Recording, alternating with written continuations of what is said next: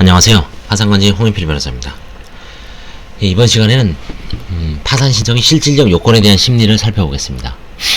파산 원인은 지급불능과 부채 초과가 있습니다. 지급불능, 채무자가 지급을 할 수 없는 때는 법원은 파산을 선고합니다. 305조 제1항, 지급불능이란 채무자가 변제 능력이 부족하여 변제기가 도래한 즉시 변제해야 할 채무를 일반적 계속적으로 변제할 수 없는 객관적 상태를 말합니다. 재산이 부족하다고 하더라도 신용이나 노력 내지 기능에 의하여 자금을 차입하는 등으로 지급수단을 조달할 수 있으면 변제 능력이 부족하다고 보기 어렵고, 반대로 채무를 초과하는 부동산 등 재산이 있더라도 이를 용이하게 환가할 수 없기 때문에 지급수단을 조달할 수 없으면 변제 능력이 부족한 것으로 볼 수 있습니다. 이와 같이 지급불능은 재산 상태만을 기준으로 하지 않는 점에서 부채 초과와 다릅니다. 지급불능은 채무를 일반적 계속적으로 변제할 수 없는 것을 말하기 때문에 채무자가 개개의 채무를 다투어 변제하지 않는 것은 지급불능이라고 볼 수 없습니다. 반면에 채무자가 임금, 일상경비 등 일정한 채무를 계속 변제하고 있더라도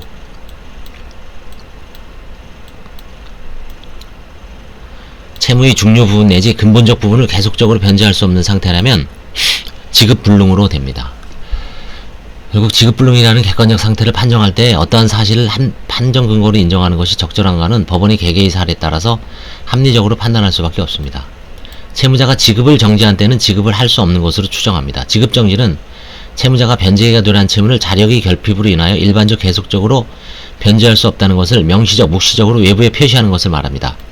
지급정지는 지급불능과 같은 내부적인 재산 상태가 아니고 채무자의 외부에 대한 행위이기 때문에 파산 원인에 대한 소면을 용이하게 하는 기능을 가집니다. 사업장의 폐쇄, 폐업, 대표자의 소재 불명, 근로자 대부분의 퇴사, 영업활동의 중단, 부도 등의 사유가 있으면 지급정지 상태에 있다고 볼 수 있습니다. 부채 초과, 법인에 대해서는 그 부채의 총액이 자산의 총액을 초과하는 때에도 파산 선고를 할 수 있습니다. 부채 초과는 존립 중인 인적회사를 제외한 법인과 상속재산, 유한책임 신탁재산의 특유한 파산원입니다. 세 가지가 있다 그랬죠. 일단 유한회사, 상속재산, 유한책임 신탁재산. 유한회사하고 주식회사겠죠. 존립 중인 인적회사에 대해 부채 초과를 파산원인에서 제외한 이유는 한명회사의 경우는 모든 사원이, 합자회사의 경우는 무한책임사원 전원이 회사 채권자에 대해 직접 연대 책임을 지므로 회사 재산이 부채 초과 상태가 되었더라도 파산원인을 할 필요가 없기 때문이다. 법인의 경우에 부채 초과를 별개의 독립된 파산원인으로 규정하고 있으므로 부채 초과 상태에 있는 법인에 대해 파산 선고를 하기 위해서는 그 법인이 부채 초과 상태 이외에 지급불능 상태에 이르렀을까지 필요는 없습니다. 법원은 파산 선고를 함에 있어서 파산 원인에 관한 신청인의 주장에 기속되지 아니하고 모든 파산 원인을 적시할 필요도 없습니다.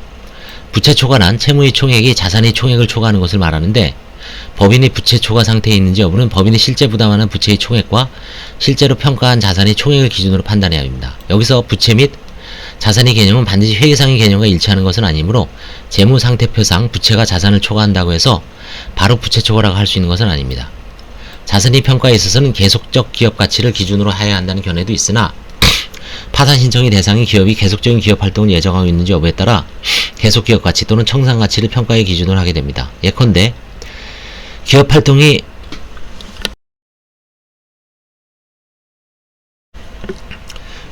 계속되고 있음에도 불구하고 채권자가 파산 신청을 하는 경우에는 계속 기업 가치를 기준으로 자산을 평가해야 하나, 실무상 대부분의 경우 파산 신청 기업이 이미 기업 활동이 종료되었거나 상당한 기간 안에 종료를 예정하고 있기 때문에 일반적으로 기업의 청산 가치가 해당 기업의 자산 평가하게 됩니다.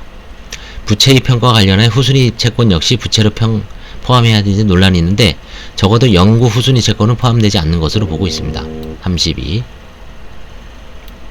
심리의 방법, 직권조사. 심리에 관하여는 민사소송법이 준용되므로 변론을 열어 증인신문을 할 수도 있으나 변론을 열지 않고 직권으로 이제 하고 있죠.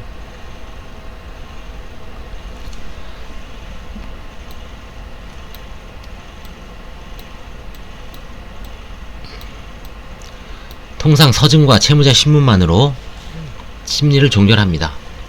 동시폐지 사건의 경우에는 채권자에게 의견조회를 하고 병원, 학교, 공원묘지, 공익법 있는 것 같이 감독관청이 인하가 대상인 사업을 영위하는 경우에는 감독관청에 의견조회를 합니다. 채무자 신문. 기록이 접수되면 가능한 이른 시일 내에 채무자에 대한 신문기일을 지정하며 통지합니다. 요즘 서울회생법원은 한 달도 안 돼서 신문하는 것 같습니다. 그리고 비대면 방식으로 온라인으로 하는 경우도 있고, 아예 법원에서 판사님은 채무자 신문사항을 신청대리인 사무실에 주고, 거기서 이제 답변을 받은 다음에 바로 관제인 사무실로 출석해서 관제인 사무실에서 스타트하는 경우가 일반적입니다. 코로나 사태 때문에. 서울의 경우에는 한 달도 안 걸린 것 같아요. 한 2주에서 3주 정도에 바로 선고를 하는 것 같습니다. 물론 그 전에 예납 명령 내리고요. 예납은 3일 정도 줍니다. 법인의 경우 대표권을 가진 자를 신문하고 필요한 경우 회계 담당자 등 실무자를 배석하게 할 수 있는데, 소재불명, 질병 또는 사망 등으로 대표권을 가진 자를 신문할 수 없으면 이사 중 적당한 자를 신문합니다. 법인의 대표자가 존재하지 않는 경우에는 이해관계인 신청에 따라 특별대리인을 선임하여 절차를 진행하거나 이사의 원수를 결한 경우로 보아 이해관계인이 청구해 일시 이사를 선임하여 절차를 진행할 수 있습니다. 그럼 비송사건 절차법이 있죠. 서울회생법은 법인 파산 사건에 통상 주심 판사가 수명법관으로서 신문기일을 진행하고 있습니다. 채권자 신청의 경우에 채권자 또는 그 대리인에게도 신문기일을 통지합니다. 채권자는 채권의 존재 및 파산 원인 사실을 소명해야 합니다. 채무자 신청의 경우 채무자 신문은 주로 파산관제인이 관제 업무 수행을 위한 자료를 수집하는 그 목적이므로 봉인, 기타 긴급 처리 사항의 유무, 종업원의 협력 여부, 영업의 계속 가능 여부, 자산의 내역, 부인할 수 있는 행위가 있는지 여부 등을 중점적으로 신문합니다. 채권자 신청의 경우 이에 더하여 그 채권의 존부, 채무자에 대한 파산 원인의 유무, 그리고 파산 신청이 파산 절차의 남용에 해당지 여부에 관한 판단자를 수집하는 것도 중요하므로 이에 관하여도 신문합니다. 신문기일은 통상 1회로 종결하나 대표자가 채무자의 자산, 부채 상황을 제대로 파악하지 못하고 있는 경우, 채권자가 파산을 신청한 경우 등에는 신문기를 속행하기도 합니다. 채무자 신문사항의 일반 정의는 다음과 같습니다. 이건 신청서에 쓴 거 그대로죠. 채무자의 개요, 회사 설립의 경위, 영업의 목적, 내용, 영업소, 본전 비전, 공장의 소재, 결산기, 월 매출액, 주거래처, 거래은행. 그 다음에 1년간 상시 근로자의 수와 증감 현황, 장부, 인강, 공인인증서의 소재, 기타, 인가사업의 유무, 관계회사, 회사 임직원의 처벌 또는 수사 진행 사항, 회사 임직원에 대한 손해배상 청구가 보전 처분의 대상인 재산, 신청인 채권의 존재, 채권자 신청의 경우에는 신청인과의 거래 내용, 신청인에 대한 채무의 존부 및 내용, 파산 원인은 어음수표를 부도냈는지 여부, 그 부도 일시, 부도 금액, 은행 거래 정지 처분을 받았는지 여부, 그 일시, 강제 집행, 보전 처분, 담보권의 실행이 진행 중인지 여부, 채권자에 대한 통지, 재산 정리 경과, 패전 및 도주 여부, 기타 파생에 대한 경기, 지급 정지 후의 경과, 사적 정리 여부, 다른 회사의 설립 여부 및 그 내용, 종업원 해고 여부, 노동조합 유무 및 상황, 소송의 계속 사항, 부채 총액과 채권자 총수, 부채의 내역, 은행 차입금, 고유율의 차입금 유무, 일반 상거래 채무, 담보권자, 피담보 채권액, 담보 목적물, 미지급 임금 및 퇴직금, 체납 중의 조세 및 공과금, 자산 총액과 부도 이후의 변동사항, 자산의 내역, 이제 소유부동산 평가액, 담보 설정액, 잉여 예상액.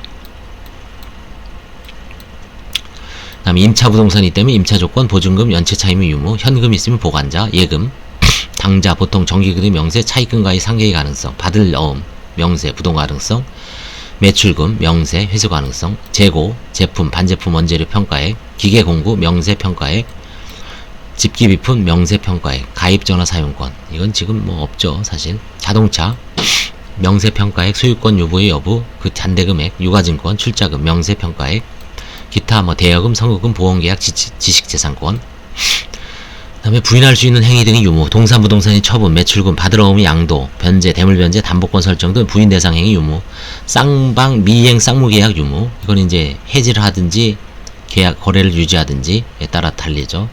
채무자의 의견, 사건 처리에 관한 의견, 영업 양도에 의한 사업 계속 의사 및 가능성, 기타 관한 우체국 전하고. 채권자 신청의 경우 주의할 점, 실무상 채권자가 자기 채권의 추심, 부실 채권의 회계 처리 또는 임금 채권 보장법이 적용을 받기 위하여 채무자를 상대로 파산 선고를 신청하는 예가 있습니다. 채권자가 신청하는 경우에는 그 신청서 및 첨부 서류에 부족한 점이 많고 채무자가 제출하는 서류를 채권자에게 확인시킬 필요가 있는 때도 있습니다. 그런데 자기 파산의 경우와 달리 채무자가 파산 절차에 협력하지 아니하면서 신문기일에 출석하지 아니하거나 채권자의 주장에 대하여 다투는 경우에는 소명자료의 제출 등을 위하여 신문기일을 여러 차례 속행하여야 하는 등 심리에 상당한 기간이 걸리게 됩니다. 신청인의 채권의 존부 그 자체에 다툼이 생기는 경우에는 신청인으로부터 제출된 서류나 채무자 등의 신문에 의하여 채권의 존재가 소명되면 충분하고 증명까지는 필요하지 않습니다. 그렇지만 법원이 변론을 열어 증거조사를 하는 것은 부적절한 경우가 많으므로 실무상으로 신청인의 집행권의 제출을 요구하고 있습니다. 민사소송법 등의 준용 파산 절차에 관하여 법의 규정이 없는 때에는 민사소송법 및 민사집행법을 준용하고 있습니다. 법 33조에 따라서 심리상 필요한 경우 사실조의 제출명령, 문서송부 촉탁 등을 명할 수 있고 승계 참가도 가능합니다. 파산 신청 효과 파산 신청은 일종의 재판상 청구로서 시효 중단 사유가 되고 따라서 파산 신청이 각하 또는 취하된 경우에는 시효 중단의 효력이 생기지 않습니다. 또한 파산 신청은 부인권 행사, 상계 금지 요건이 되기도 합니다. 한편 파산 신청을 한 것만으로는 집행장애 사유가 되지 않습니다.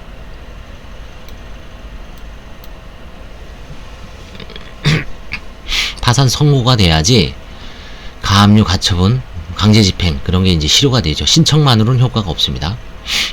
그래서 파산 신청의 대표적인 효과는 시효 중단이다.